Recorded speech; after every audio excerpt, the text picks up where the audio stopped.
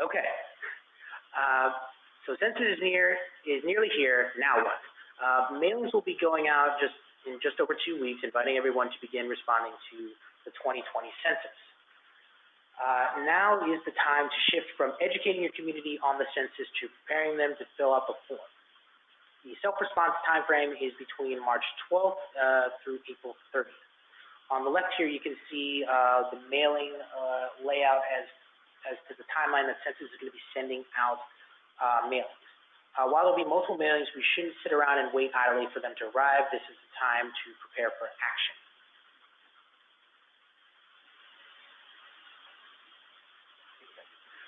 So the online response portal, it is expected that most of the population will use the online response portal to fill out their census form.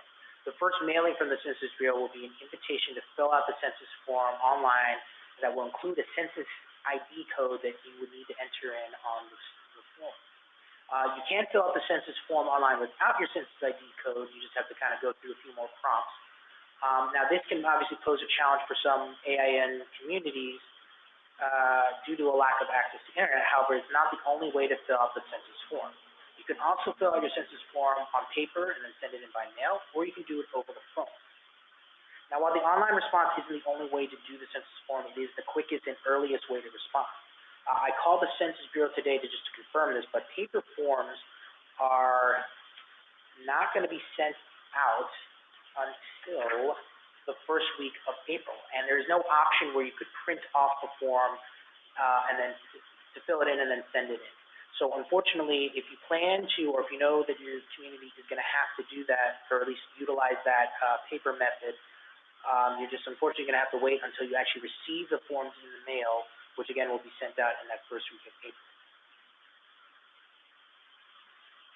So the time for talk is over, and now is the time for action. Now, with the census response time frame approaching, you got to think of ways that you can lead by example to show others in your community how easy the census is to fill out and complete.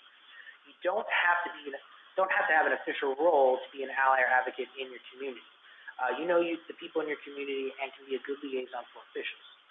Now, unlike elections, which only technically occur on one day, although obviously there is early voting in places, but after that election day, there's no voting after that point. The census self-response time frame is nearly 2 months long, so you don't have to limit yourself on how many events or times you talk about or encourage your community to take part in the census. Creating plans with those in your community who you know may have difficulty filling out the census form on their own, or should they create plans so that you can help those who may have difficulty filling out the census form on their own to help the system. So you all know your communities better than most, and you can be sure that you'll be thinking about who might need help, whether that's an elderly neighbor down the street, maybe there is a place in your community where a lot of homeless people stay or live, and maybe there's folks that maybe don't live in the area or aren't there most of the year, or they're only there, they're out of town during this time frame, and so you want to make sure that you are thinking about those folks who may not be around or might not be attending or taking part in any census events you might be hosting. Using this foresight will help you in assisting or reminding people to do the census form. Utilizing a recurring event. Taking advantage of previously planned or recurring events like tribal meetings is a great chance to not only remind your community to fill out the census form, but also assist those who need help filling out the form. Depending on when these events are, you can encourage people to bring in their invitations to fill out the census form online or bring in the paper form at the event. Now, these events don't have to be large ones. Something as small as a family gathering can be useful for helping your extended family fill out the census form. Now, obviously, large gatherings are the best way to talk about, to talk to a large audience to show them how to fill out the census form. I know a number of folks on the call here are planning events, which is fantastic. But as I said, since the time frame is pretty, it's 2 months worth, you could potentially have, another event later in the month or later in April if you prefer, or just, continuing to do that. So, even if you don't have any planned events, simply reaching out to neighbors or family and just mentioning how you complete the census form can spark them to complete theirs. The personal touch is usually the best way to make impact.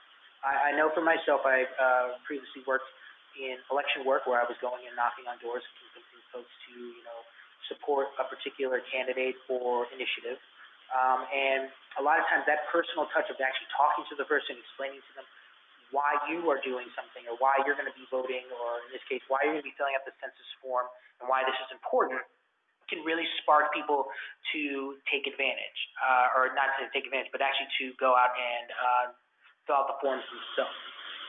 That personal touch is a lot of times going to be the biggest factor. I know for myself, I had a young woman come and knock on my door. She was running for a local position in my state, and I remember when I went to the ballot box on that day, I remember being, oh, I remember that lady. She knocked on my door. She seemed pretty nice, and she seemed to be, I liked what she said. I never voted. And I can't say that I would have voted for her if I hadn't actually had the chance to meet her. So sometimes that personal touch is going to be the big difference between, somebody not filling out their form and somebody filling out their form. Statistics in schools. So the Census Bureau's Statistics in School, or SIS program, is a great way to highlight the importance of a complete count using hands-on classroom activities and multimedia tools. SIS provides educator guides and toolkits to make it easy for key stakeholders to execute in-class programming and share information with community members. SIS Week is actually coming up. It's from March 2nd through the 6th, and you can reach out to your local schools or local school system and ask what the plans are for the curriculum that is supposed to be taught in their school district during that week, so that they can plan to, so that you, I should say, can plan to incorporate census and SIS programming into lesson plans. Now, this is a great way to really get the youth interested, or at least curious about the census, and I've been told a lot of times, sometimes the best way to get adults to do things is to convince their kids to do it. I can tell for myself, as a kid, I was taught about recycling and how important it is and how it's going to save the planet and keep trash down and things like that. So to this day, I still not only recycle, but I continually bother my father about it, who begrudgingly recycles despite his annoyance with having to throw, plastic and glass into a separate bin.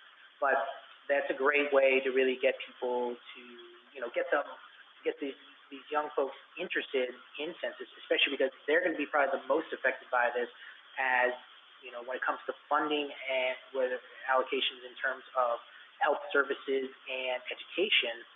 This census is going to determine the next 10 years. So these young kids, will be going through schooling, and, if they need assistance through healthcare programs, they're going to need that, and they need to be counted. And that also, it's a great reminder to count all young children, no matter how young they are, on the census form. A lot of times, young kids, especially ages, 0 to 5, are missed because they're just not thought of. They're an afterthought. And so it's not about, anyone who's above the age of 18 or everyone who's in high school. That little baby that was born on March 30th, to the 18-year-old that's still living in your house and doesn't want to move. So all those need to be counted. So that's just something to always remember. Okay, tracking response rate. So this is where I realized I was not being heard. So the Census Bureau will make available a real-time map tracking the response rate across the country. While there is going to be some lag, because of course they're receiving responses through both phone, email, and online, mail and online, it'll be the best glimpse into how your community is responding to the census. The map has not been released yet, and it is supposed to be out by next week. On the right here, you can see this is a hard-to-count map that shows the different census tracts, and the different colors determine their response rate. And obviously, the brighter the red, the worse the response rate was. So the map is not going to be something where it's like Google Maps, where you can drill all the way down into your personal home and see, click on the house and be like, oh, this house participated in it. It's only going to be focused more on census tracts and then using the data from the 2010 census as sort of a benchmark. And again, the map here, you can see the website there as well. I was really hoping to have this map available to show you, but as I said, the Census Bureau has not released it yet. I was on a call yesterday where they said that the map may be released on Friday, and then in the next week they would have a press announcement about it. But again, that's just a rumor as of right now, and Census has already failed to release the map. They were supposed to release it, I believe, last week, And so we're just at this point waiting to find out. All right, so I apologize. So everyone, I went over all those slides again. Now we're to a slide that no one has seen yet, which is our call to action. So as March 12th arrives and passes, do not just talk about filling out the census. Actually start filling out the form and help others do that as well. Hold events or take advantage of existing ones so that you can help others fill out their forms online, by phone, or on paper. And just to be clear, it is illegal to fill out someone else's census form. It doesn't matter how much difficulty they have, you can only help them, but you can't do it yourself for them, because that is illegal and we don't want anyone getting in trouble.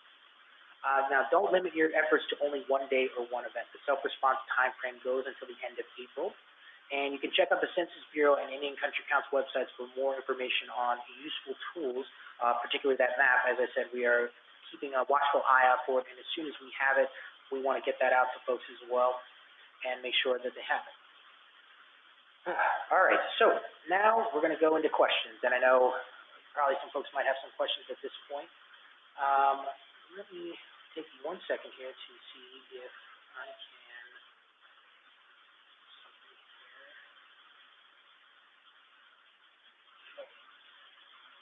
All right, so I'm seeing everybody can hear me, which is good because I was looking through the question panel here.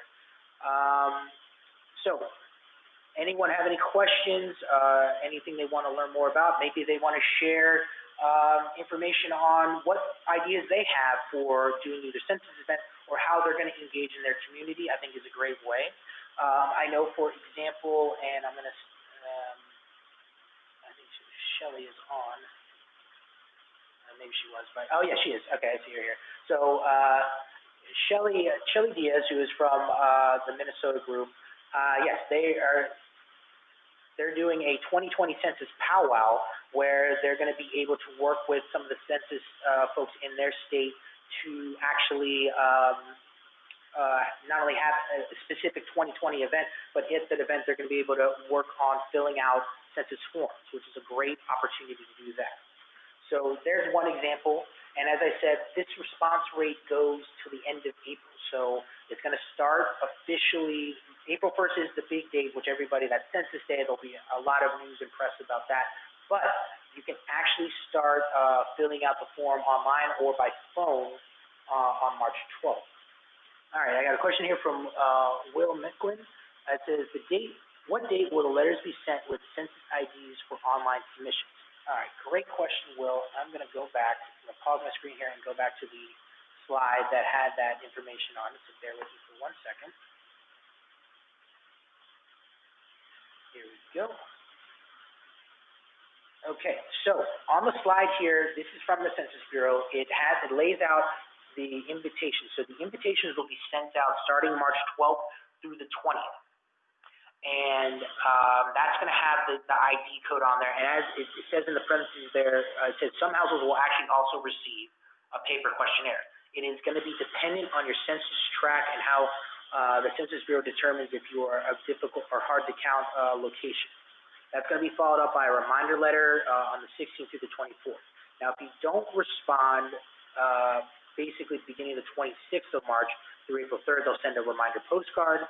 Then the 8th through the 16th will be a reminder letter with a paper questionnaire, and then at the end of the month, the 20th through the 27th will be a final postcard reminding you before they will start to follow up in person.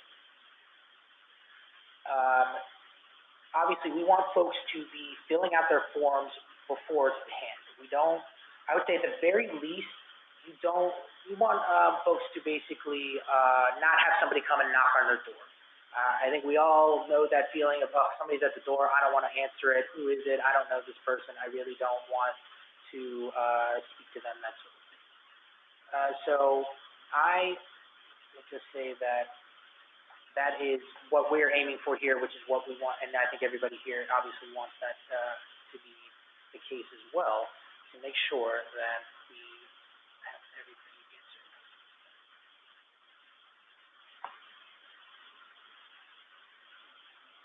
All right, any other questions? Apologize, I'm trying to pop out my, here we go. All right, next question was, can you go into enter tribal affiliation in the form?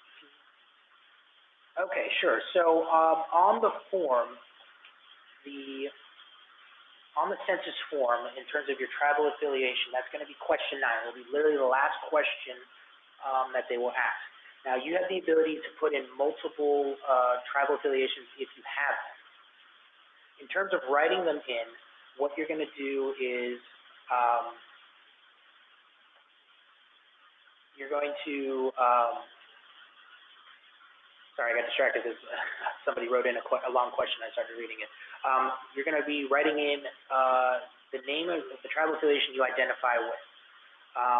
Obviously, it's what you identify with or as.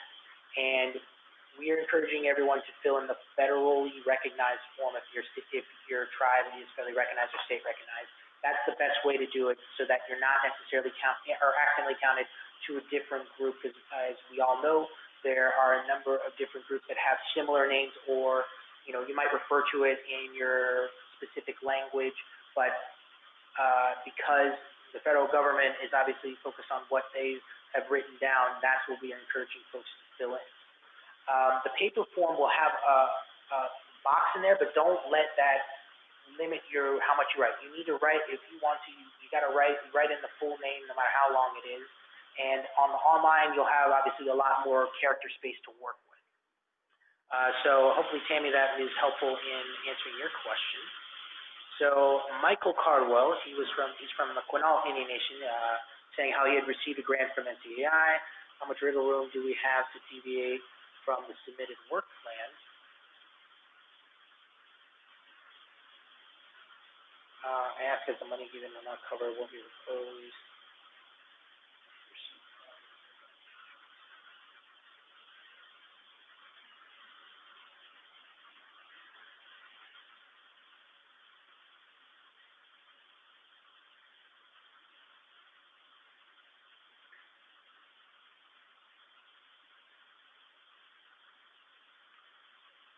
So sorry, a couple more people just wrote in here. So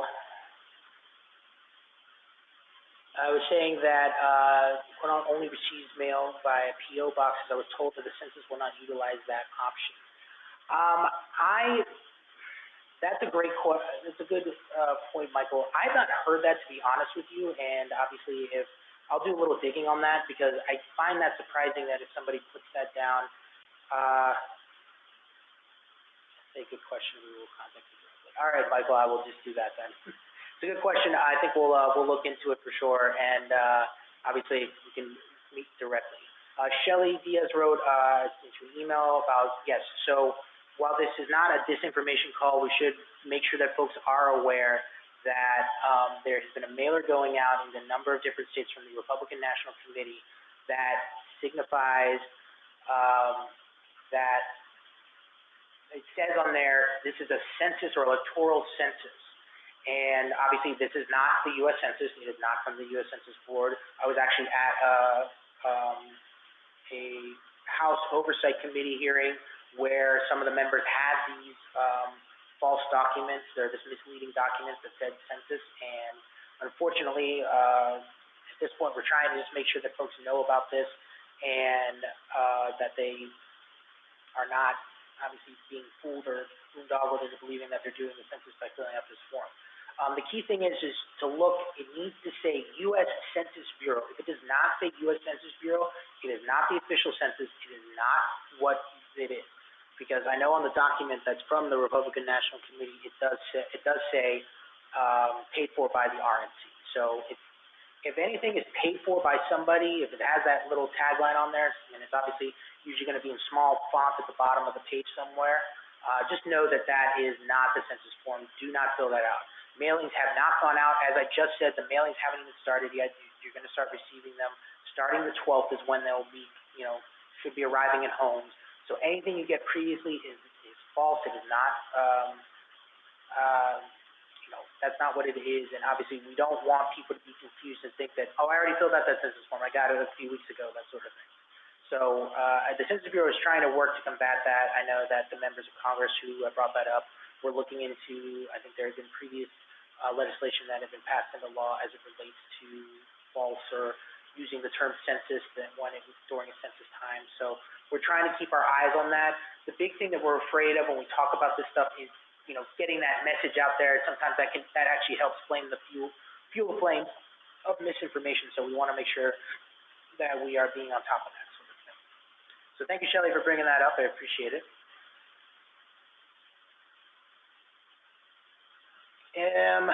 Any other questions? Any other things that folks want to bring up? Would you like to know anything more at this point?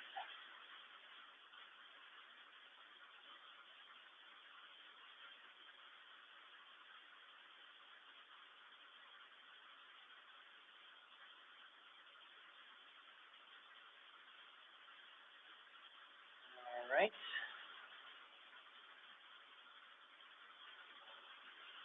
The grant application, when will folks? Good question.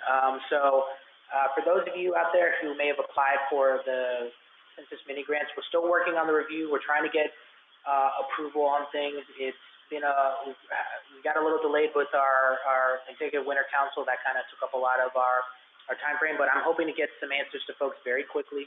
I apologize that it has been a delay. It's been one of the things I've tried to work on, and I will hopefully be able to get you some answers too. Michael, yes, I don't think that is a problem to share the map with your electorate. I think that's totally fine. Obviously, the census tracts are they're not the same thing as obviously congressional districts or state legislative levels or things like that. So I don't think that's a problem at all. It's just that you got to make sure that, when sharing it with your electorate, that you make sure that it's clear that what you're showing, the census tract, is not the same thing as their congressional district or their state representative district. Those lines are different and obviously determined depending on either the state or it's determined by the state, those lines for both federal and state legislative districts.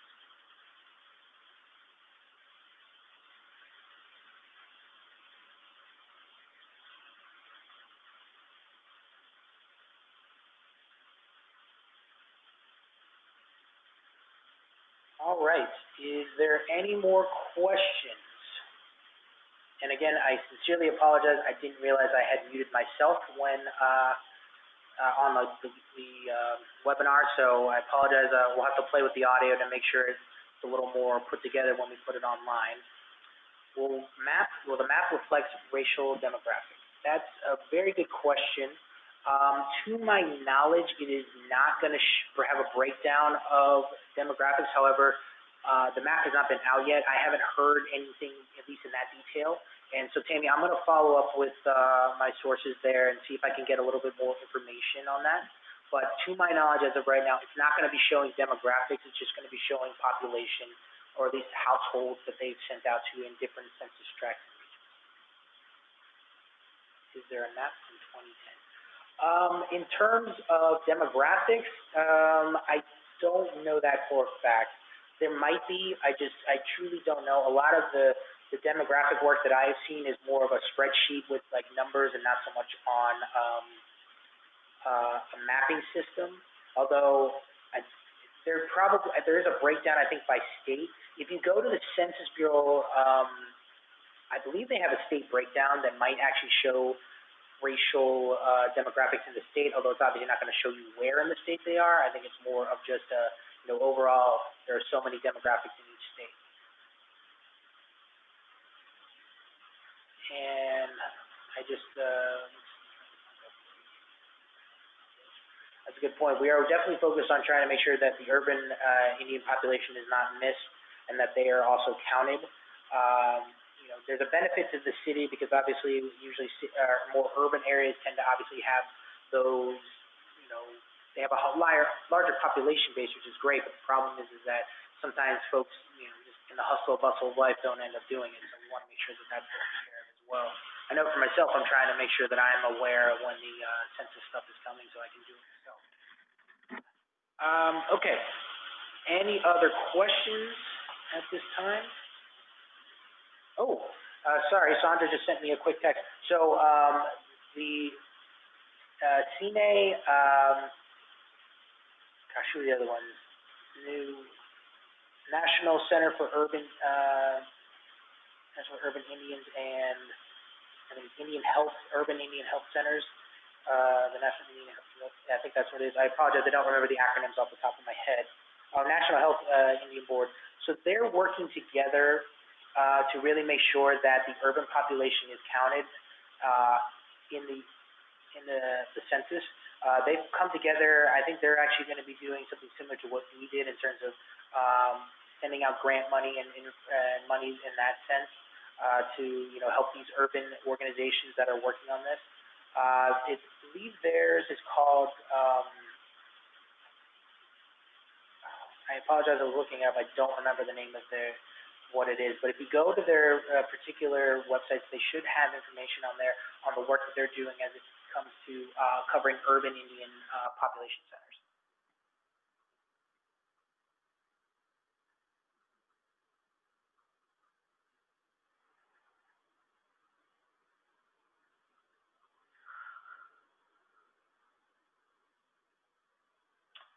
All right.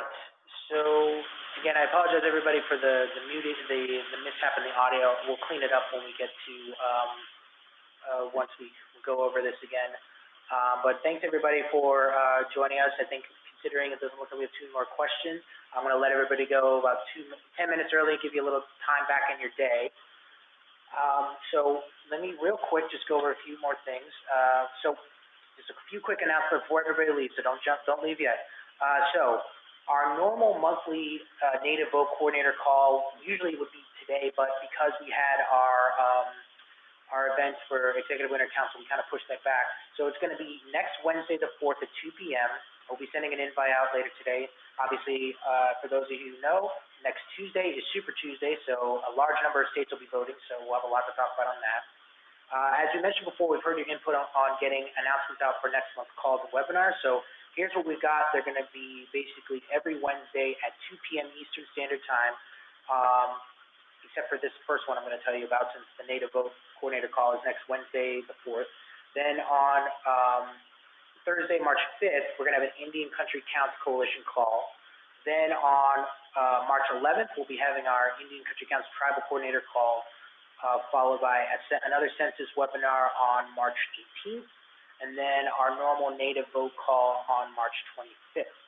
Now, if you're not on our listserv, we would encourage you to please email census@ncai.org so that we can add you. We also have our Twitter handle, which is right here for NCAI, as well as our Indian Country Council website. So we encourage you to check that out. We'll be putting more resources out there as we go along.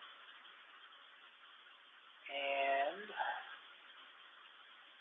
with that, I am going to say thank you so much, everyone, for joining us. I hope you have a great rest of your day. Again, once again, I apologize for the sound snafu, and we will make sure to clean that up so once the recording goes up, it'll be a nice, clean audio.